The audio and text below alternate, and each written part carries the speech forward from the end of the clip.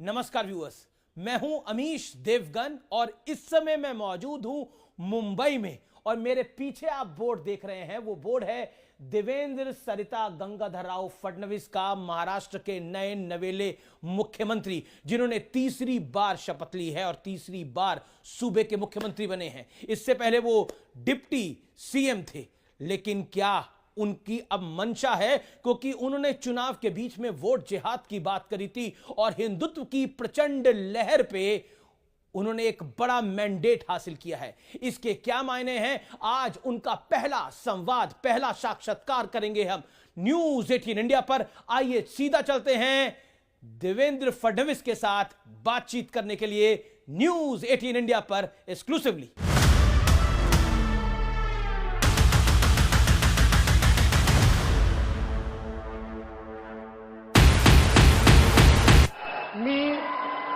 देवेंद्र सरिता गंगाधरराव फडणवीस।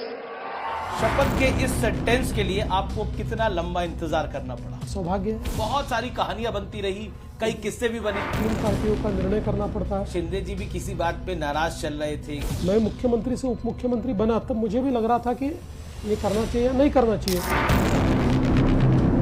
संजय राउत ने एक बयान दिया, उन्होंने बोला अब धीरे धीरे बीजेपी जो है वो शिंदे जी की भी पार्टी को समाप्त कर देगी। पार्टी समाप्त करने का उनको बहुत बड़ा एक्सपीरियंस है। महाराष्ट्र की राजनीति में ये पहली बार है जो हिंदुत्व कार्ड चला है। एक है तो सेफ है का नारा, ये नारा महाराष्ट्र का मूल मंत्र बना। राहुल गांधी तो पूरी मुहिम चला रहे हैं अब की बैलेट से चुनाव होना चाहिए। हाथ में आप संविधान ले रहे हो, ये लाल संविधान नहीं है, उसके अंदर कोरे पन्ने। योगी आदित्यनाथ ने भी एक नारा दिया था, बटोंगे तो कटोंगे। अंग्रेजी में कह दे तो बहुत अच्छा लगता है सबको, ये घोषवाक्य हो जाता है अंग्रेजी का। लेकिन अगर कोई हिंदी में कह दे तो ये बांटने वाली बात हो रही है। जैसा वोट जिहाद का बार बार आप नाम लेते थे, अगर आप जिहाद करोगे तो वोटों का धर्म युद्ध होगा। नमस्कार व्यूअर्स, मैं हूं अमीश देवगन और इस समय आप देख रहे हैं न्यूज 18 नेटवर्क और मेरे साथ बातचीत के लिए मौजूद हैं महाराष्ट्र के नए नवेले मुख्यमंत्री देवेंद्र फडणवीस जी। फडणवीस जी, आपका अभिनंदन है न्यूज 18 पर। थैंक यू, बहुत बहुत धन्यवाद।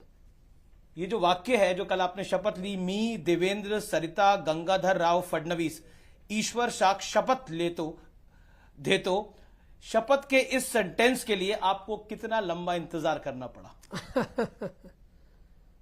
देखिए, मैं ऐसा मानता हूं कि मैंने ये कोई सोचा नहीं था कि मुझे वापस मुख्यमंत्री बनना है। मैं तो ये चाहता था कि महाराष्ट्र में वापस सरकार आए, लेकिन ईश्वर का आशीर्वाद कुछ ऐसा रहा कि सरकार भी आई और ऐसे नंबर्स लेकर आई कि पार्टी ने फैसला किया कि वापस मुझे मुख्यमंत्री बनाना है। तो मैं ऐसा मानता हूं कि सौभाग्य है, और क्या कहूं। तो आपका एक स्टेटमेंट बहुत वायरल हुआ कि मैं समंदर हूं, मेरे किनारे घर मत बना लेना, लेकिन अब ये समंदर लौट आया है, तो इस समंदर को लौटने के लिए क्या क्या करना पड़ा? मैं ऐसा मानता हूं कि पिछले 5 साल ये बहुत संघर्ष के रहे, क्योंकि जिस समय मैंडेट मिलने के बावजूद जी उद्धव ठाकरे जी की शिवसेना ने हमारा साथ छोड़कर कांग्रेस और शरद पवार जी का दामन थामा, और उसके बाद 2.5 साल एक सरकार चली, बहुत ही बदले की भावना से चली। 2.5 साल अलग अलग प्रकार से आपको जेल में डालने का प्लान था? कई अलग अलग प्रकार के प्लान थे, कई प्लान तैयार हुए, लेकिन हमने 2.5 साल संघर्ष किया और मेरे जितने साथी थे वो सारे मेरे साथ थे। कोई भी संघर्ष में मुझे छोड़कर नहीं गया, कोई भी डरा नहीं सरकार से, और हमने एक बहुत फॉर्मिडेबल अपोजिशन खड़ा किया, सरकार को हिला कर रख दिया, और फिर हमारी सरकार बन गई। कहते थे कि सरकार उनकी थी लेकिन बातें आप तक पहुंच जाती थी। हाँ बिल्कुल, क्योंकि 5 साल में मुख्यमंत्री रहा था, मेरे संबंध सबसे अच्छे थे, मैंने किसी को पैसा लेकर पोस्टिंग नहीं दी थी, मैंने किसी को प्रताड़ित नहीं किया था। तो ब्यूरोक्रेसी में मेरे लिए एक इज्जत भी थी और मेरा एक रुतबा भी वहां पर था, तो मुझे सारी चीजें तो पता चल जाती थी। तो इसलिए मैंने 2.5 साल तो बिल्कुल सरकार को हिलाकर रख दिया। फिर वापस हमारी सरकार आई तो 2.5 साल हम लोगों ने बहुत तेजी से काम करने की कोशिश की। शिंदे जी हमारे मुख्यमंत्री थे, मैं और अजीत दादा साथ में थे जी। तो मुझे लगता है कि एक जिसको कह सकते हैं रोलर कोस्टर राइड, इस प्रकार की राइड हमारी चल रही थी, लेकिन इसका अंत अच्छा हुआ। अंत भला तो सब भला हम कहते हैं जी। ऐसे लोगों ने एक बहुत डिसाइसिव मैंडेट हमको दिया। बहुत बड़ा मैंडेट है। बीजेपी अपने बल पर 2014 से ज्यादा सीटें लाई हैं। मैं अगर एनालिसिस करके देखूं तो 2014 में 100 सीटें पार, 2019 में 100 सीटें पार और 2024 में भी 100 सीटें पार। तो देवेंद्र फडणवीस ने और बीजेपी ने कहीं ना कहीं महाराष्ट्र में अपना झंडा तो गाड़ा है। लेकिन एक चीज है कि शपथ ग्रहण में इतनी देरी क्यों हुई? बहुत सारी खबरें आती रही, बहुत सारी कहानियां बनती रही, कई किस्से भी बने। अंदर की बात क्या है? पहले तो मैं आपको कहना चाहता हूं कि महाराष्ट्र की जनता ये 2014 से लगातार मोदी जी के साथ रही है। मैं ऐसा मानता हूं कि मोदी जी को महाराष्ट्र के लोग बहुत चाहते हैं। ये ठीक है कि लोकसभा में कोई नैरेटिव हमारे खिलाफ चला गया और हम तैयार नहीं थे उसको रोकने के लिए, हमारी तैयारी कम पड़ गई, तो 0.3% हमारा वोट कम रहा और उसके कारण हमको बहुत सीटें गंवानी पड़ी। लेकिन हम लोग इस बार सजग थे, हमने पूरी कोशिश की और इसके चलते हमको बहुमत भी मिला। ठीक है, 3 पार्टियां हैं, 3 पार्टियों का निर्णय करना पड़ता है। और ऐसा नहीं है, जब 2004 में भी कांग्रेस एनसीपी बहुमत में आई थी और अच्छे बहुमत में आई थी तो उनको 13 दिन लगे थे। 2009 में भी उन लोगों को 9 दिन लगे थे। तो ऐसा कोई बहुत इनऑर्डिनेट डिले हुआ ऐसा नहीं है। नहीं, पर थोड़ा डिले तो हुआ। शिंदे जी भी किसी बात पे नाराज चल रहे थे। मैं ऐसा नहीं मानता कि शिंदे जी नाराज चल रहे थे, क्योंकि हमारी जब मीटिंग दिल्ली में अमित शाह जी के साथ हुई, उसी समय शिंदे जी ने कहा कि मैं ये समझ सकता हूं कि आपकी पार्टी के इतने लोग चुनकर आए हैं कि आपके ऊपर ये प्रेशर है कि आपकी पार्टी का मुख्यमंत्री बने। तो एक प्रकार से उन्होंने उस समय कंसीड कर दिया था। और बाद में मैंने भी उनको ये कहा कि सरकार हम बनाएंगे तो आपने सरकार में रहना चाहिए। मैंने मेरा एक्सपीरियंस बताया कि मैं मुख्यमंत्री से उप मुख्यमंत्री बना, तब मुझे भी लग रहा था कि ये करना चाहिए या नहीं करना चाहिए। पार्टी ने कहा तो मैंने किया, पर मेरे ध्यान में आया कि तब जब आपको उप मुख्यमंत्री बनना था, जब पार्टी का आदेश आया आपको उप मुख्यमंत्री बनना है, तब आपके मन में क्या विचार आया था? अगर आज बता पाए तो आप। देखिए, मेरे को एक ही डर था, मैं तो पार्टी का लॉयल सिपाही हूं। एक ही डर था, मुझे लगता था कि लोग कहेंगे कि सत्ता के लिए कितना लालची आदमी है जी। कल तक मुख्यमंत्री था, आज उप मुख्यमंत्री हो गया। लेकिन बनने के बाद मेरे ध्यान में आया कि पार्टी का कहना सही था। देखिए, जो पार्टी का प्रमुख होता है वो अगर सरकार के बाहर रहे तो सरकार ठीक नहीं चलती और पार्टी भी ठीक नहीं चलती। और वही मेरा एक्सपीरियंस मैंने शिंदे जी को भी कहा। मैंने कहा, देखिए, आप पार्टी के मुखिया है, आपको पार्टी चलानी है। आप सत्ता के बाहर रहेंगे तो आपके जैसे पार्टी के को चलाने के लिए सत्ता के माध्यम से जो निर्णय करने पड़ते हैं, जो एक प्रकार से लोकाभिमुखता लानी पड़ती है, वो नहीं आ पाएगी। तो उन्होंने भी उसको मंजूर किया। तो आप, क्योंकि इस दौरान क्योंकि डिले हो रहा था तो बड़े सारे मीम्स बन रहे थे, तो आपने भी कोई मीम देखा कि नहीं देखा? नहीं, मैंने कई मीम्स देखे और मुझे बड़ा, मैं कहता हूं कि बहुत एंटरटेनिंग था। इतना नहीं, हम तीनों ने साथ में बैठकर भी कई मीम्स देखे और खूब उसके ऊपर हंसे। एक मीम मुझे याद आता है कि जिसमें अजित पवार जी कुर्सी पर बैठे, उसके पीछे उप मुख्यमंत्री लिखा हुआ है और बाजू मुख्यमंत्री की कुर्सी रखी हुई है खाली, और वो बोल रहे हैं, अरे भाई किसी को तो बैठाओ, मैं तो परमानेंट ही हूं। जी जी। लेकिन फिर भी क्या आपको लगता है कि शपथ ग्रहण समारोह में शिंदे जी का उस कार्ड में उनका नाम नहीं था, तो उसको लेकर भी एक विवाद शुरू हो गया? ऐसा कोई कार्ड ही नहीं बना था, पर एक कंट्रोवर्सी हुई। ना ना ना ना, ऐसा कोई कार्ड नहीं था। ये तो लोग क्या बना के क्या डालते हैं। लोगों ने तो मेरे साइन के 10 ये एमएलए को मंत्री बनाओ ऐसे राज्यपाल को रिकमेंडेशन भी दिखा दिया। जी, जी, ये सब बिल्कुल ऐसा नहीं है। कार्ड जो बना नियम के अनुसार बना, जिसमें मुख्यमंत्री का नाम होता है, उप मुख्यमंत्री और मिनिस्टर्स ऐसा होता है, उसी प्रकार से कार्ड बना था। कार्ड वार्ड की कोई कंट्रोवर्सी नहीं थी। हाँ, उनके यहाँ जो मेजॉरिटी लोग थे वो चाहते थे कि शिंदे जी सरकार में जाए। एक छोटा माइनॉरिटी का तबका ऐसा भी था जो कह रहा था कि वो न जाए और कोऑर्डिनेशन कमेटी के चेयरमैन हो। तो शिंदे जी ने सबसे बातचीत की और उसके बाद ये तय किया कि वो जाएंगे। तो उसमें थोड़ा समय गया, लेकिन उनके दिमाग में कोई कंफ्यूजन नहीं था, क्लैरिटी थी। मतलब अभी भी सरकार के अंदर कोई कंफ्यूजन नहीं है, क्लैरिटी है, तीनों के बीच बिल्कुल में समन्वय है, पूरा समन्वय, कोऑर्डिनेशन है 100%। जी। संजय राउत ने एक बयान दिया, उन्होंने बोला अब धीरे धीरे बीजेपी जो है वो शिंदे जी की भी पार्टी को समाप्त कर देगी और बीजेपी ने अपना फायदा ले लिया है। How do you take it? देखिए, पहली बात तो यह है कि मैं संजय राउत के बयानों पर कभी भी रिएक्ट नहीं करता। और वो बयान तो डेली इसका कारण मैं बताता हूं कि हर नेता ने अपना स्तर तय कर लेना चाहिए, और मुझे लगता है कि संजय राउत के बयानों पर हमारे प्रवक्ता रिएक्ट करें। उद्धव जी कुछ कहे तो मैं रिएक्ट करता हूं, और जहां तक इस बयान का सवाल है तो मैं ऐसा मानता हूं कि पार्टी समाप्त करने का उनको बहुत बड़ा एक्सपीरियंस है। शिवसेना की हालत किस लिए हुई, जरा शिवसेना के नेताओं से पूछ लो, आपको बताएंगे।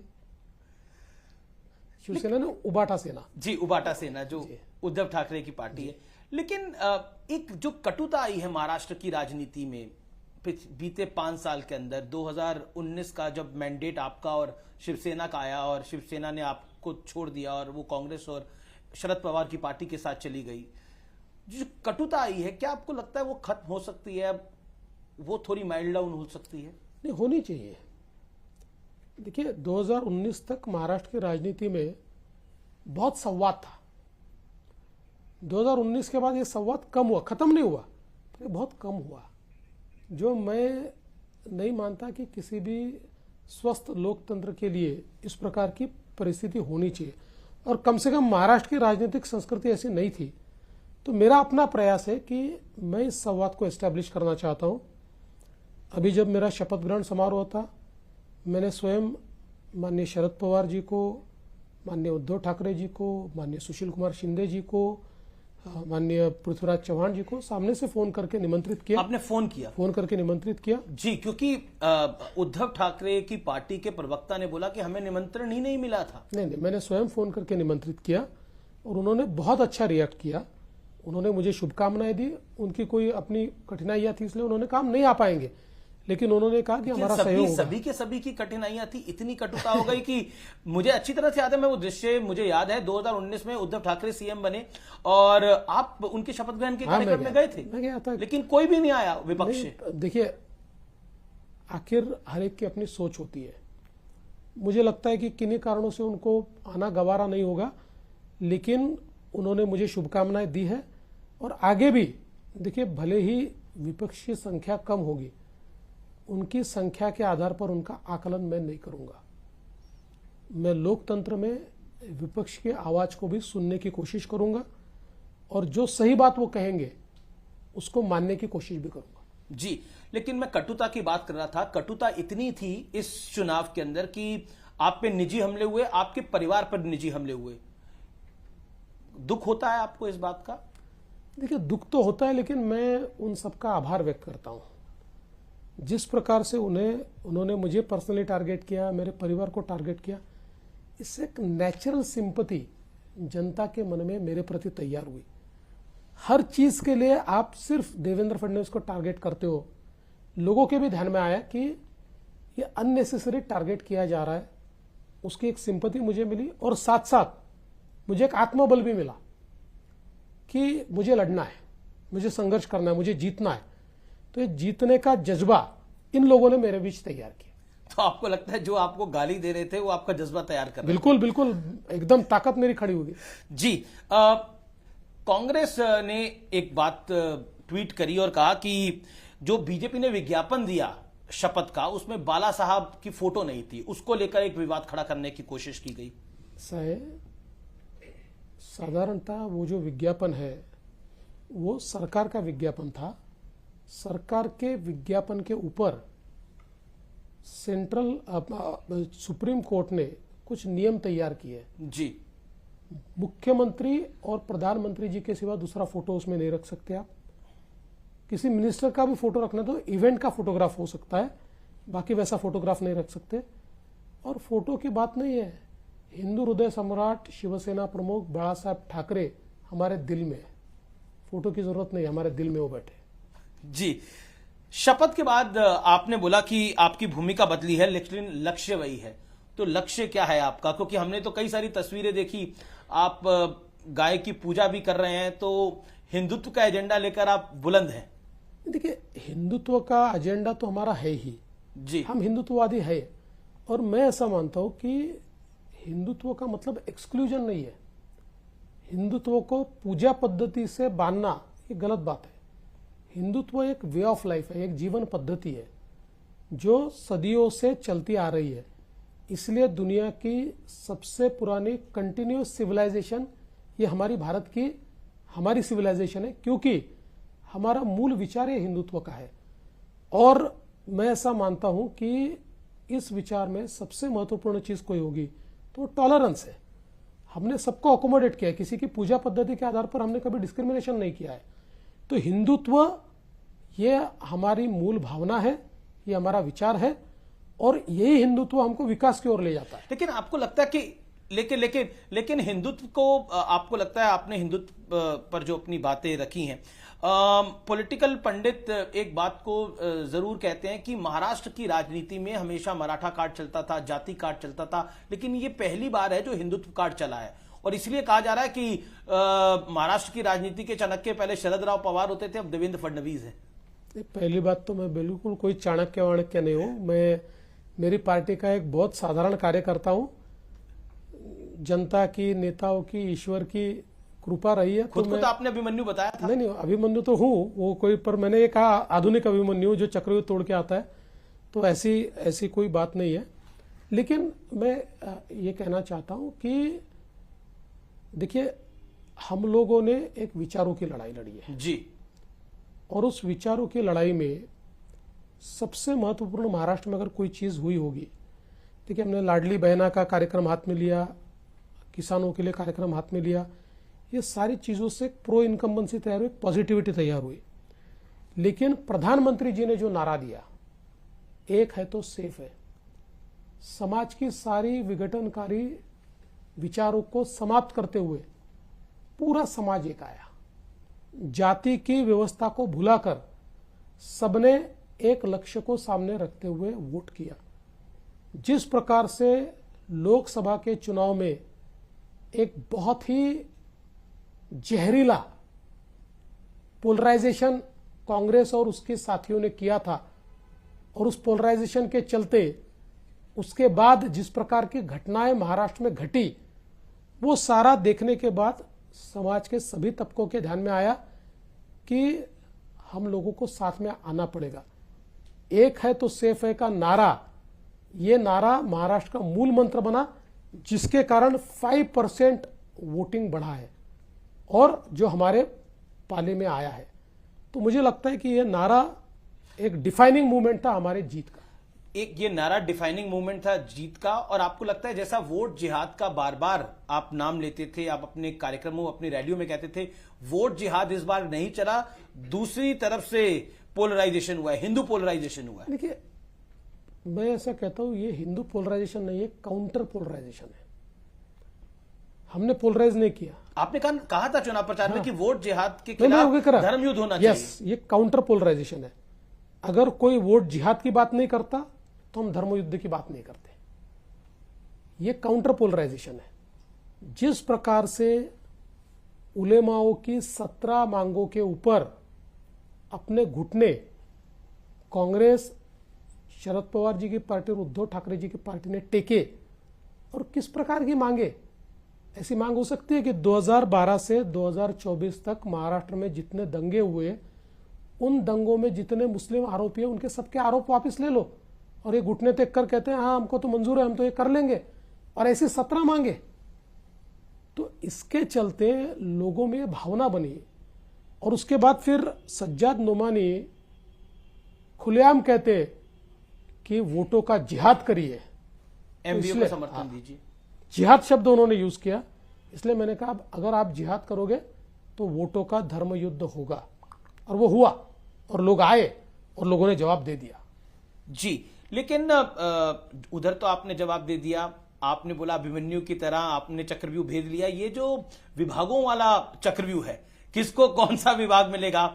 शिंदे जी गृह विभाग चाहते हैं और साथ साथ स्पीकर का पद भी चाहते हैं, क्या कहना चाहते हैं आप? ऐसा कोई चीज उन्होंने कही नहीं है, ये सारी मीडिया में ही चल रहा है। देखिए, किसको कौन सा विभाग मिलना चाहिए इस पर बैठकर हम लोग फैसला कर लेंगे, कोई प्रॉब्लम नहीं है। गृह मंत्रालय को लेकर देखिए, गृह मंत्रालय हो, अर्बन डेवलपमेंट हो, फाइनेंस विभाग हो, रेवेन्यू विभाग हो, जितने प्रमुख विभाग है ठीक से हम लोग उसको। पिछली सरकार में आप गृह विभाग देखते थे, इसलिए मैं पूछ रहा हूँ। नहीं, मैंने पिछले समय 5 साल मेरे पास था, उसके बाद 2.5 साल भी मेरे पास था, लेकिन सवाल कौन सा विभाग किसके पास रहेगा ये नहीं है। सरकार ठीक से चले, इसलिए इसका ठीक मुझे ऐसा लगता है बंटवारा करना चाहिए, वो हम करेंगे। अच्छा, अजीत पवार साहब और शिंदे साहब दोनों के साथ आपने काम किया है, तो दोनों में से आपको आपकी सहजता किसके साथ है, या फिर बोलूं कि जिससे आपका कोऑर्डिनेशन बेहतर है? नहीं, मेरा दोनों से बहुत अच्छा कोऑर्डिनेशन है। देखिए, दोनों के स्वभाव का अंतर है। शिंदे साहब का स्वभाव ये इमोशनल स्वभाव है, अजीत दादा का स्वभाव ये प्रैक्टिकल है। अजीत दादा प्रैक्टिकल पॉलिटिक्स करते हैं, प्रैक्टिकल एडमिनिस्ट्रेशन करते हैं। शिंदे जी चूंकि बाला साहब ठाकरे जी की शिवसेना से आए हुए हैं, तो इमोशन उनके लिए ज्यादा मायने रखती है, तो इसलिए मेरा दोनों से अपना कनेक्ट है। थोड़ा घुमा के पूछ लेता हूं, डील करने में किससे आसानी है, मतलब पॉलिटिकल बात करने में, पॉलिटिकल डील करने सब एक बात याद रखिए जी, पॉलिटिकल डील कहीं पर भी आसानी से नहीं होती है जी। सभी पार्टियों को अपने कार्यकर्ताओं का हित देखना होता है, अपने मंत्रियों का हित देखना होता है। सभी लोग हार्ड बार्गेन करते हैं, हम भी हार्ड बार्गेन ही करते हैं, हम भी कोई सॉफ्ट बार्गेन नहीं करते, लेकिन अल्टीमेटली हम तीनों इस रियलिटी को समझते हैं कि हम तीनों मिलकर ही ये सरकार है। जी, तीनों मिलकर ही सरकार है। लेकिन अजीत पवार का अनुभव जो है वो 6ठी बार उप मुख्यमंत्री बने हैं। पॉलिटिकल पंडित कहते हैं वो नए इस देश के मौसम वैज्ञानिक है, पॉलिटिकल मौसम वैज्ञानिक है, उन्हें पता है किसका शासन आने वाला है। नहीं, ऐसा मैं नहीं मानता, लेकिन यहाँ ये बात जरूर है कि अजीत दादा ने 6 बार शपथ ली हुई है और एक प्रकार से उप मुख्यमंत्री पद की एस्टैब्लिश फेस इस रूप में उनको देखा जाता है। लेकिन इस बार आप देखिए, उन्होंने जिस समय शरद पवार जी का साथ छोड़ा, तो एक प्रकार से बड़े रिस्क थे उनके पास, क्योंकि अपना अस्तित्व दिखाना चाहते थे। लोकसभा के बाद एक सवालिया निशान भी उनके ऊपर लगा जी, क्या ये कर पाएंगे। आप लोगों पे भी बहुत दबाव आया कि आप बिल्कुल। अजीत पवार को छोड़ दीजिए।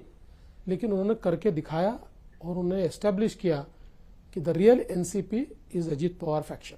जी, अब तो चुनाव हो गए हैं, लोकसभा चुनाव के मुकाबले बीजेपी का प्रदर्शन बहुत शानदार रहा है। जो सीटों पर का अंबार लगा वो हम सबने देखा है।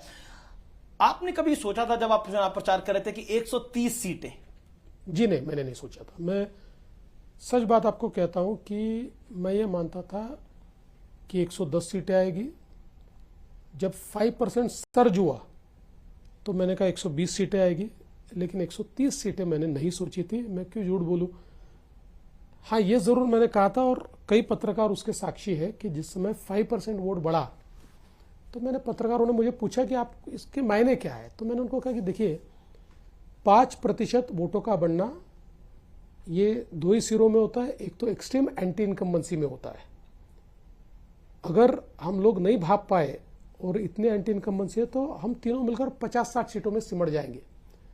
लेकिन ग्राउंड पे हमको ऐसा ध्यान में नहीं आया, ग्राउंड पे हमको पॉजिटिविटी दिखी, तो हम जो सोचते हैं उस पॉजिटिव डायरेक्शन में अगर ये है तो लैंडस्लाइड विक्ट्री होगी, हम 200 से आगे जाएंगे, ऐसा मैंने कहा था। लेकिन विपक्ष की 50 सीटें आई हैं, इतना नंबर उनका कम आया है कि वो नेता प्रतिपक्ष नहीं दे सकते, तो राजनीति में कटुता करने का एक पहला कदम आप ले सकते हैं, उनको नेता प्रतिपक्ष का पद देना चाहेंगे क्या? देखिए, ये हमारे हाथ में ही नहीं है जी, इसका फैसला स्पीकर साहब करते हैं।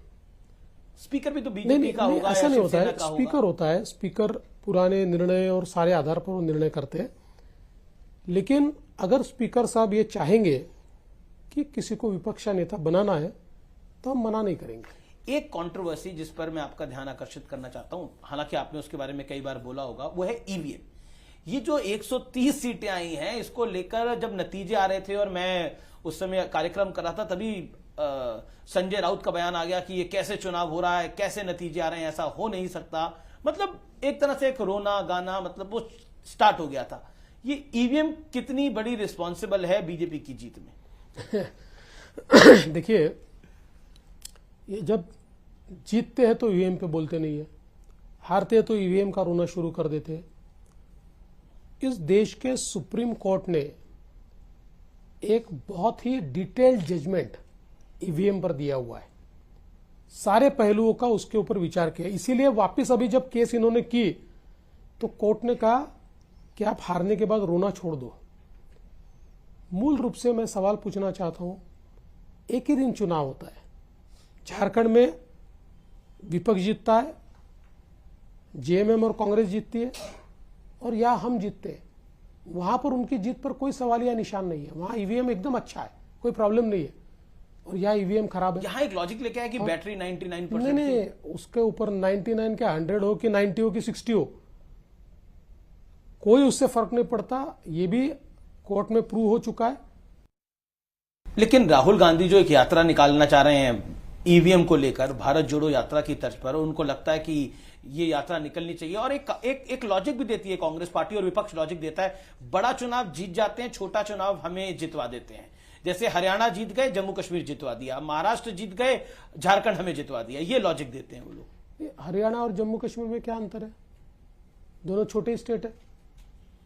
सवाल यह है, अगर ऐसा होता, सबसे बड़ा चुनाव तो लोकसभा का हुआ, लोकसभा के चुनाव में आपको 99 सीटें कैसे मिली? लोकसभा के चुनाव में हम लोग तो 400 पार जाना चाहते थे, लेकिन हमको सीटें कम मिली, तुलना में हम लोग जितना मानते थे उतनी सीटें नहीं मिल पाई जी। तो ऐसा क्यों हुआ? तो मुझे लगता है कि ये मूर्खतापूर्ण बातें इन्होंने बंद करनी चाहिए। और मुझे सबसे ज्यादा इस बात का दुख है कि भारत जोड़ो नाम का जो एक दुकान इन्होंने खोला है, ये केवल अराजकता तैयार करने वाला दुकान है।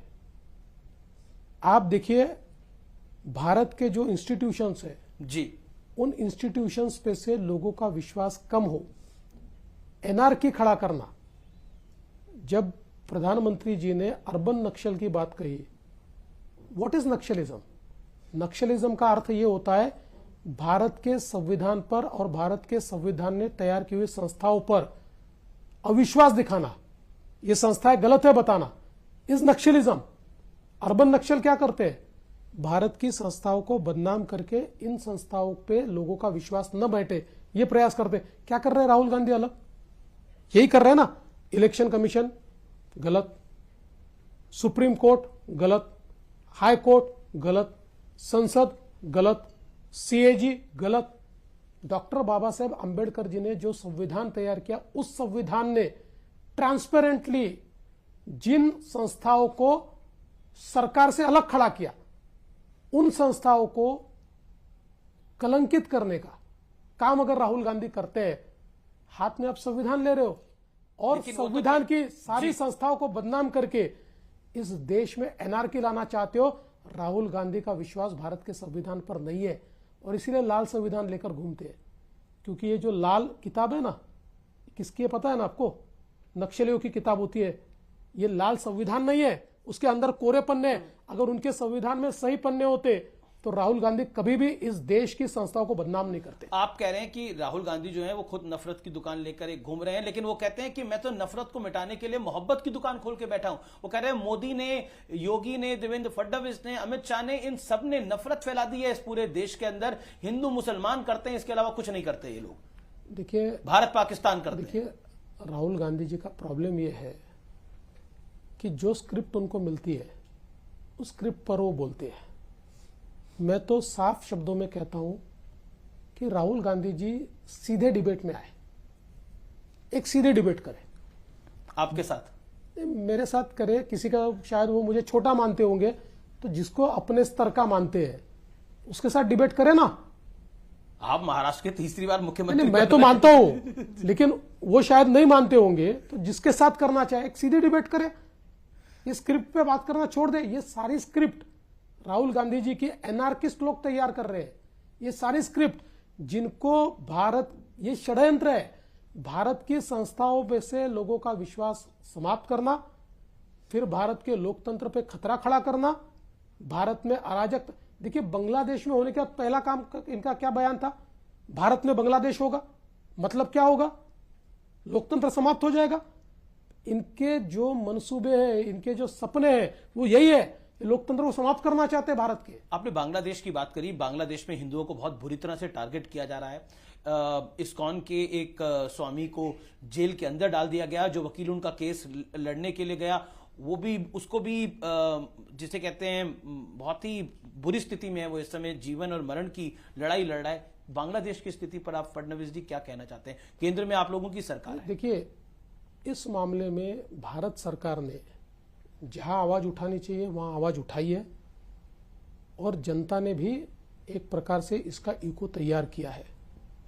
लेकिन मैं सवाल पूछना चाहता हूं कि भारत में अपने आप को धर्मनिरपेक्ष ताकतें कहने वाले जो है वो क्यों नहीं बोलते इसके ऊपर? क्यों राहुल गांधी अमेरिका में जाकर भारत के खिलाफ बोलते हैं? जाए अमेरिका और जाकर वहां कहे कि बांग्लादेश के ऊपर आप सैंक्शंस करो या बांग्लादेश को आप एक प्रकार से आग दिखाओ। ये क्यों नहीं कहते राहुल गांधी? ये सारे जो अपने आप को सेक्युलर कहते हैं, सारे सूडो सेक्युलर लोग, बंद है मुंह, इनका खुलता नहीं है, ये बोलते नहीं है इसके ऊपर। वो तो कहते हैं जो बांग्लादेश में वहां की मिनोरिटीज का हाल है, हिंदुस्तान में यहां की मिनोरिटीज का हाल है। ओवैसी भी ये बात कहते हैं। देखिए, इसीलिए मैंने कहा कि ये सूडो सेक्युलर है।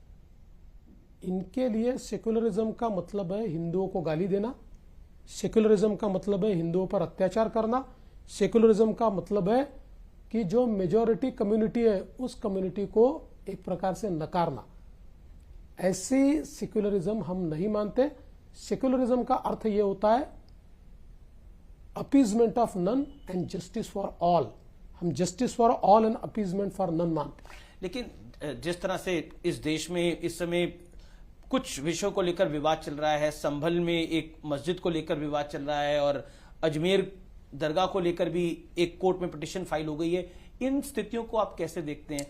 कि महत्व की बात यह है कि आप अगर दुनिया का इतिहास देखें, दुनिया का, तो दुनिया के इतिहास में जब जब वहां की मूल परंपरा पर आक्रांताओं ने आक्रमण करके वहां के जो मूल स्थल थे, जो आस्था के केंद्र थे, जो उनकी अस्मिता के केंद्र थे, इनको तोड़ा या उनका स्वरूप बदला, तो जब आक्रांता चले गए और वो स्वतंत्र हुए तब तक उन्होंने अपने मूल स्वरूप को वहां पर प्राप्त किया है, उसको लोगों के लिए उन्होंने प्राप्त करके दिया है। तो भारत में भी चाहे वो राम जन्मभूमि का प्रश्न हो या अन्य प्रश्न हो, ये सारे प्रश्न इसी प्रकार के हैं कि जो हमारी मूल आस्था है उसको जानबूझकर ठेस पहुंचाने के लिए तोड़ा गया है, उसके ऊपर अलग अलग प्रकार के धार्मिक स्थल तैयार किए गए हैं। मुझे ऐसा लगता है कि अगर लोगों के मन में है कि इसका मूल स्वरूप आना चाहिए तो ये गलत नहीं है। लेकिन मैं ये कहना चाहता हूं कि इसके लिए हमारे देश में कोर्ट है, कानून है, कानूनन लड़ाई लड़कर ये सारी चीजें होनी चाहिए। और मैं ऐसा मानता हूं कि हिंदुत्व में दूसरों की भावनाओं को ठेस पहुंचाकर हमने कभी भी अपना प्रचार और प्रसार नहीं किया है। जी, लेकिन महाराष्ट्र में भी कई मस्जिदों के अतिक्रमण के मामले हैं। बतौर महाराष्ट्र के मुख्यमंत्री, धारवी इलाके में एक ऐसी मस्जिद है जिसका नाम है शुभमनिया मस्जिद, उस पर कार्रवाई होनी थी। आप कैसे देखते हैं? देखिए, कोर्ट का ऑर्डर है, अतिक्रमण है, इसलिए हमने वहां पर कार्रवाई के लिए भेजा। उन्होंने सामने से कहा कि हम अतिक्रमण निकाल देंगे, आप कार्रवाई मत कीजिए। हमने माना, हमने उनको मौका दिया, उन्होंने अतिक्रमण निकाला। तो ये कोई हमारी ऐसी लड़ाई थोड़ी है। अगर कोई कानून को मानकर काम करना चाहता है तो इज वेलकम। वोट जिहाद की मैं बात कर लेता हूं। क्या वोट जिहाद वाकई जातिगत जनगणना, जाति वाली राजनीति की एक बड़ी काट है और देवेंद्र फडणवीस ने वो काट ढूंढ ली है? देखिए, ऐसी कोई, ये महाराष्ट्र का मॉडल देश भर में भी चल सकता है। ऐसा है कि जहां वोट जिहाद की बात कोई करेगा जी, वहां पर वोटों का धर्मयुद्ध होगा। यूपी में हुआ था लोकसभा चुनावों में, महाराष्ट्र में हुआ, बिल्कुल होगा, बिल्कुल होगा। बाकी तो ये टेम्पलेट है पूरे देश के लिए। नहीं, जैसा मैं कहता हूं, हम पोलराइजेशन नहीं करते, हम काउंटर पोलराइजेशन करते। अगर कोई पोलराइज करने की कोशिश करेगा तो जवाब मिलेगा, अन्यथा हम उस रास्ते से नहीं जाते। मैं आपको हिंदुत्व का नया पोस्टर बॉय इसलिए कह रहा हूं क्योंकि आपने एक बयान दिया था। आपने कहा था कि अरे ये महाराष्ट्र है और यहां पर औरंगजेब के नाम पर कोई कुत्ता भी पेशाब नहीं करेगा। ऐसा है, हिंदुत्व को पोस्टर बॉय की जरूरत नहीं है। हिंदुत्व हमारे खून में बसता है। हमारी सदियों से विचारधारा हिंदुत्व की विचारधारा है, इसलिए उसके लिए किसी पोस्टर बॉय की जरूरत नहीं है। और मैं ऐसा मानता हूं, इस देश में हिंदुत्व के पुरोधा के रूप में अगर किसी को देखा जाए तो वो मोदी जी को देखा जाए, क्योंकि मोदी जी ने हमारी जो संस्कृति है, हमारी जो वजूद है, हमारा जो इतिहास है, हमारे जो संस्कार है और हमारी जो पहचान है, इसको वापस लाने का काम किया है।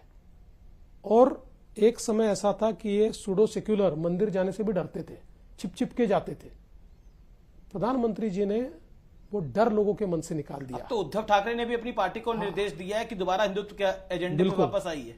तो इसलिए, और मैं इसलिए भी उनको हिंदुत्व का पुरोधा कहता हूं क्योंकि ये हिंदुत्व ही है जिसने कभी डिस्क्रिमिनेशन नहीं किया। और आप अगर देखें तो मोदी जी ने विकास किया, और विकास करते समय उन्होंने डिस्क्रिमिनेट नहीं किया। हिंदू, मुस्लिम, सिख, ईसाई, बौद्ध, जैन, कोई भी समाज का, कोई भी धर्म का, किसी की पूजा पद्धति कोई भी हो, सभी को विकास के रास्तों पर ले जाने का काम मोदी जी ने किया। आपने तो यह भी बयान दिया था कि आदित्य ठाकरे को हिंदुत्व सीखने के लिए अब सपा के पास यानी समाजवादी पार्टी और ओवैसी के पास जाना पड़ रहा है। नहीं, मैंने ऐसा है कि चुनाव प्रचार के दरमियान उन्होंने ये कहा था कि भाई देवेंद्र फडणवीस मुझे हिंदुत्व न सिखाए जी। तो मैंने कहा था मैं क्यों सिखाऊं भाई, मैं थोड़ी कोई सिखाने वाला होता हूं। अभी तो आपके पास सपा है, आपके पास ओवैसी है, आपके पास ये सारे लोग हैं, आपको सिखाएंगे। अच्छा, कोई चांस है उद्धव ठाकरे का वापस एनडीए में आने का? देखिए, अभी हमारी मेजोरिटी ही इतनी है कि मुझे लगता नहीं है कि कोई जरूरत भी है, क्योंकि ग्राउंड लेवल पे उनके कई नेता चाहते हैं कि वापस बीजेपी के साथ चले जाएं। अब नहीं, निश्चित रूप से चाहते होंगे क्योंकि मूल डीएनए उनका हिंदुत्व का रहा है। अब उन्होंने उसके ऊपर एक हरी चादर ओढ़ ली है, लेकिन उस हरी चादर में उनके नेता कहीं ना कहीं सफोकेट तो होते हैं ना, हो रहे हैं।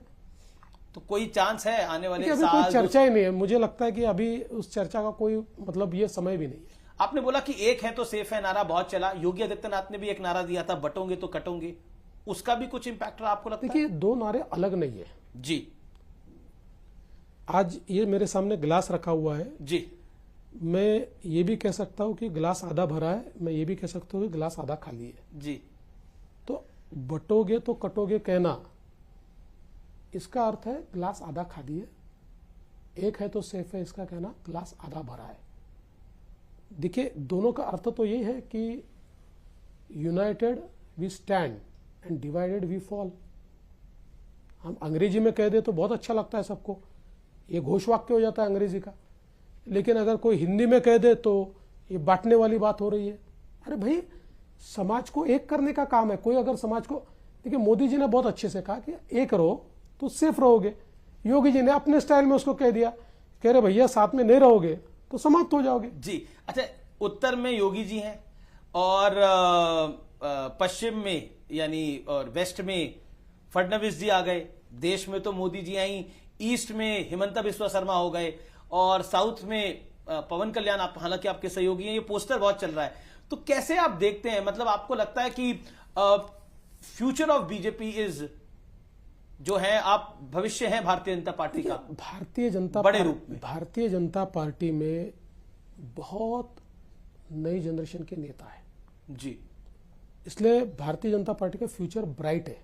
आज मेरे जैसे नेता ये 3-3 बार मुख्यमंत्री बन पाए, ये कांग्रेस में संभव नहीं है, ये केवल बीजेपी में संभव है। मोदी जी ये कर सकते हैं, ये उनमें क्षमता है, ताकत है और हिम्मत है। तो मुझे लगता है कि एक बहुत बड़ी पीढ़ी का निर्माण मोदी जी ने किया है। उन्हीं में से कुछ लोग आगे जाएंगे, आगे पार्टी संभालेंगे। तो आपको लगता है कि आप वो जो बीजेपी की लिस्ट है उसमें आप टॉप पे हैं अभी? नहीं, मैं नहीं मानता मैं टॉप पर हूं वगैरह नहीं मानता। बीजेपी की अगली पीढ़ी गीत था वो जागो हिंदू जागो, अब वो काफी वायरल हो रहा है। तो वो गाना आपने सुना कहां से, और सीखा कहां से, या आप संग से ही सुनते हुए आ रहे थे? देखिए, ये गाना कोई मैंने चुनाव प्रचार में गाया नहीं था। मूल रूप से ये जो गाना है, जब राम जन्मभूमि का आंदोलन शुरू हुआ तो कार सेवक के रूप में जब हम लोग अयोध्या गए थे, उस समय का ये गाना था, तब हम ये गाते थे। तो जब राम मंदिर का शिलान्यास हुआ, उस समय भी मैंने वो गाना गाया था याद करके। उससे जस्ट पहले एक मुंबई में उत्तर भारतीय एक सम्मेलन हुआ था, उस सम्मेलन में मैंने ये गाना गाया था। हालांकि मुझे कोई बहुत सुर वगैरह आता नहीं है। अभी आजकल टेक्नोलॉजी ऐसी है कि हमारे कुछ लोगों ने वो गाना उठाया वहां से जी, और उसको बैकग्राउंड में म्यूजिक डाल दिया, उसमें कुछ कोरस डाल दिया जी। तो एक वो गाना बन गया। और मैं उसको तो आपको बोलने वाला था 2 लाइनें, अगर आप नहीं चुनाव में उसको नहीं भाई साहब, मैं इतना बेसुरा हूं कि मैं नेशनल टेलीविजन पे अपनी इज्जत नहीं उतारना चाहता। जी जी जी जी।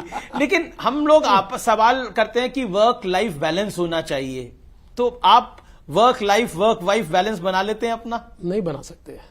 देखिए क्या होता है, ये कहना बड़ा आसान होता है, लेकिन आप जब इस मकाम पर पहुंचते हो, इतना संघर्ष और इतना आपको एक प्रकार से काम करना पड़ता है, तो आपके घर वालों को सैक्रिफाइस करना ही पड़ता है। मेरी वाइफ हो, मेरी माँ हो या मेरी बेटी हो, जी, सभी को सैक्रिफाइस करना पड़ता है।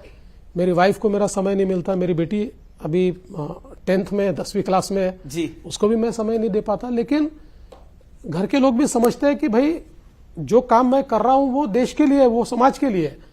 तो कभी नाराज भी होते हैं, लेकिन फिर भी मुझे संभाल लेते हैं। फिर भी सवाल। लेकिन आपने, मैं ये कॉम्प्लीमेंट करना चाहता हूं, आपने अपनी फिटनेस पे खूब ध्यान दिया है बीते कुछ सालों के अंदर। हाँ, थोड़ा मैंने वजन तो कम किया है और प्रयास कर रहा हूं, अभी अटका हूं। पता नहीं अभी ये इससे कम होगा या बढ़ जाएगा, ये पता नहीं है। नहीं, मैं आपको बार बार टोकता रहूंगा सवाल पूछता रहूंगा। चलिए 2-3 और सवाल हैं। प्रधानमंत्री ने एक लोकसभा चुनावों में न्यूज 18 को इंटरव्यू दिया था, और उस इंटरव्यू में प्रधानमंत्री मोदी ने आपकी तारीफ करी थी। कहा कि एक तरह से डिप्टी सीएम पद लेना उस समय देवेंद्र फडणवीस के लिए बहुत बड़ी बात थी, लेकिन महाराष्ट्र के लिए हमने ये किया। मेरे मन में ये शंका थी, क्या मैं डिप्टी सीएम का पद लूं या न लूं। मोदी जी से मेरी बात हुई, उन्होंने जो बात मुझे कही, उसके बाद मेरे मन में रत्ती भर। क्या कहा था? जो भी उन्होंने कहा था वो तो हमारा आपस का संवाद है जी, पर रत्ती भर भी मेरे मन में शंका नहीं रही। और उसके 1 महीने बाद ही मैंने ये रियलाइज किया कि मोदी जी कहते थे वो सही था, ये पद लेना बिल्कुल जरूरी था, पार्टी के लिए आवश्यक था। और जिस प्रकार का ट्वीट, आप उस समय का मोदी जी का ट्वीट देखिए, बिल्कुल देखा मैंने। एक छोटे से कार्यकर्ताओं को किस कद पर मोदी जी ले जाते हैं, ये उस ट्वीट के माध्यम से हमने देखा।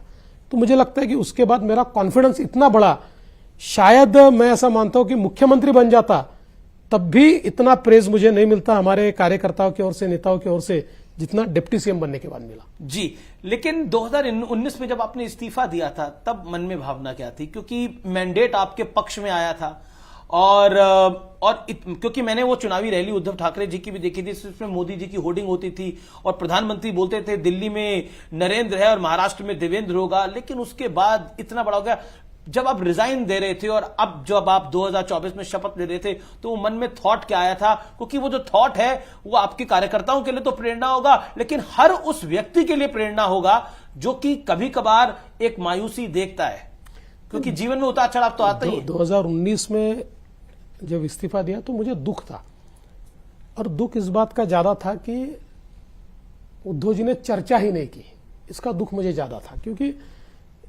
आप 5 साल साथ में काम करते हो तो एक रिलेशन बनता है, व्यक्तिगत इमोशनल आपका कनेक्ट होता है, तो वो एक कनेक्ट उनके साथ मेरा काफी अच्छा हुआ था। तो जब उन्होंने बातचीत ही नहीं की या फोन भी नहीं लिया, तो निश्चित रूप से बहुत दुख हुआ था मुझे। मेरे मन में यह था कि भाई जिस प्रकार से विश्वासघात हुआ है, धोखा हुआ है, इसका जवाब मिलना चाहिए। उद्धव जी ने तब बोला था कि अमित शाह ने वादा किया था उनको कि देखिए वो गलत बात है, अमित शाह ने खुद भी उसको डिनाई करा, बिल्कुल गलत बात है। जी, चलिए मेरा अगला सवाल है, लॉ एंड ऑर्डर को लेकर आपको लगता है, क्योंकि बाबा सिद्दीकी की भी हत्या हुई, सलमान खान को भी बहुत सारी धमकियां मिल रही हैं बतौर मुख्यमंत्री? देखिए लॉ एंड ऑर्डर ये हमेशा चैलेंज रहता ही है। मुंबई जैसा शहर जो एक बहुत ही वल्नरेबल इस प्रकार का शहर है, क्योंकि ये देश की आर्थिक राजधानी है, इसने कई बॉम्ब स्फोट झेले हैं, और विशेष रूप से आतंकवादियों के टारगेट पर जी ये शहर हमेशा होता है। तो महाराष्ट्र में लॉ एंड ऑर्डर संभालना एक बहुत चैलेंजिंग इस प्रकार का जॉब है। मैंने कई सालों तक वो किया है, यशस्विता के साथ किया है, और मैं ऐसा मानता हूं कि इस सरकार में भी हम लोग महाराष्ट्र की लॉ एंड ऑर्डर को बहुत अच्छे तरीके से हैंडल करेंगे। हरियाणा आप लोगों ने जीत लिया, महाराष्ट्र में आपकी सरकार आ गई, अगला चुनाव दिल्ली है और अरविंद केजरीवाल वहां 10 साल से हैं, उनकी पार्टी है। क्या लगता है आपको? मुझे लगता है कि बीजेपी जीतेगी। लोगों का मन अभी बीजेपी की तरफ है, क्योंकि आपने देख लिया लोकसभा में कांग्रेस और आप इन्होंने गठबंधन किया, बावजूद उसके बीजेपी जीती है। तो विधानसभा में लोगों का मन बना है। आप क्योंकि पॉलिटिक्स को बहुत अच्छे से समझते हैं, क्यों आपको लगता है यूपी बाई इलेक्शन में बीजेपी जीती, महाराष्ट्र में जीती, हरियाणा में भी जीती, जिन जिन जगहों पे बीजेपी लोकसभा में हारी थी वहां पलट के जीत के वापस आ रही है? रीजन क्या लगता है आपको? क्या एक पब्लिक में भी रिग्रेट है मोदी को वोट नहीं दिया हमने? बिल्कुल 100% रिग्रेट है, वो हमने महसूस किया है। देखिए, दो चीजें इसमें बहुत महत्वपूर्ण है। एक, how do you analyse it? जो फेक नरेटिव लोकसभा में चला। देखिए, लोकसभा में मैं महाराष्ट्र की तो बात आपको कह सकता हूं कि हमारी विफलता सबसे बड़ी क्या रही महाराष्ट्र में। हम लोगों ने फेक नरेटिव को रोकने के लिए कोई एपरेटस ही तैयार नहीं किया था जी। We were caught unaware. हम लोग अनफॉर्चुनेटली, मेरे जैसा कार्यकर्ता भी कॉम्प्लेसेंट था, जीत रहे, ये तो इनका चलेगा ही नहीं, इस मूड में चले गए। वो नीचे परकोलेट हो रहा था और हम ये मानते थे कि इसका कोई असर नहीं है, अपन तो जीत रहे। आपने तो खुद ऑफर किया था कि मैं छोड़ देता हूं। और नहीं, वो तो बात की बात है जी। तो उसके बाद ये जैसे ध्यान में आया तो हम लोगों ने उस नरेटिव को बस्ट करने का काम शुरू किया। तो पूरे देश में वो नरेटिव खत्म हो गया, फेक नरेटिव, और लोगों के मन में एक टीस है, एक प्रकार से लोगों को लगता है कि भाई हमने गलत किया या मोदी जी के साथ गलत हुआ जी। जिस व्यक्ति ने अपने जीवन का प्रत्येक क्षण भारत को महान बनाने में लगाया, वो भले 400 नहीं तो 350 तो डिजर्व करते ही थे। जी बिल्कुल। रैपिड फायर राउंड है, एक एक लाइन में जवाब देना है। राहुल गांधी और अरविंद केजरीवाल में से आप बेहतर नेता किसको मानते हैं? देखिए, ये तो डेविल एंड डीप सी वाली बात आपने कह दी। Choose between devil and deep sea, तो ऐसा तो चॉइस होता नहीं है। अच्छा, शिवसेना और एनसीपी में से नेचुरल अलायंस आप किसके साथ मानते हैं? नेचुरल अलायंस हमारा शिवसेना के साथ है, पॉलिटिकल अलायंस एनसीपी के साथ। Very clear answer.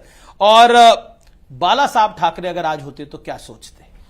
मुझे ऐसा लगता है कि बाला साहब ठाकरे अगर आज होते तो उद्धव जी को इस रास्ते पर कभी नहीं जाने देते, कभी नहीं। मैं 3 फोटो लेकर आया हूं आपको दिखाने के लिए। पहली फोटो जो है वो है ये। क्या कहना चाहते हैं आप इस फोटो को देखकर? देखिए, यही विनम्रता है मोदी जी की जो लोगों का दिल जीतती है। अभी वो इतने बड़े नेता है, ये तो कार्यक्रम उनका नहीं था, हमारी शपथ का कार्यक्रम था, लेकिन उन्होंने जिस प्रकार से विनम्रता के साथ एक प्रकार से लोगों का आभार माना कि आपने हमको वोट दिया जी, ये लोगों का दिल जीतती है। दूसरी फोटो आपकी। हाँ, ये तो माता जी का आशीर्वाद है। मैं तो ऐसा मानता हूं कि जैसे ईश्वर का आशीर्वाद महत्व का होता है, माता जी का भी आशीर्वाद महत्व का होता है। तीसरी फोटो आपको खास पसंद आए ना आए मुझे पता नहीं है। क्या कहना चाहते हैं आप? मुझे ऐसा लगता है कि ये आज भी समझ जाए और इनकी सलाह पर चलना छोड़ दे तो बहुत आगे जाएंगे। जी, लेकिन एक इनके लिए भी मीम चल रहा था, मैं बता देता हूं कि इन्होंने पूरी शिवसेना को सड़क पे ला दिया। बिल्कुल उस बात का बिल्कुल भी घमंड नहीं है। चलिए, आपको बहुत बहुत शुभकामनाएं आपके नए कार्यकाल के लिए। बहुत बहुत शुक्रिया फडणवीस जी, आपने न्यूज 18 नेटवर्क को अपना समय दिया कीमती, और आपको बहुत बहुत शुभकामनाएं आपके इस नए कार्यकाल के लिए और इतनी बड़ी प्रचंड जीत के लिए महायुति की। थैंक यू, बहुत बहुत धन्यवाद। धन्यवाद।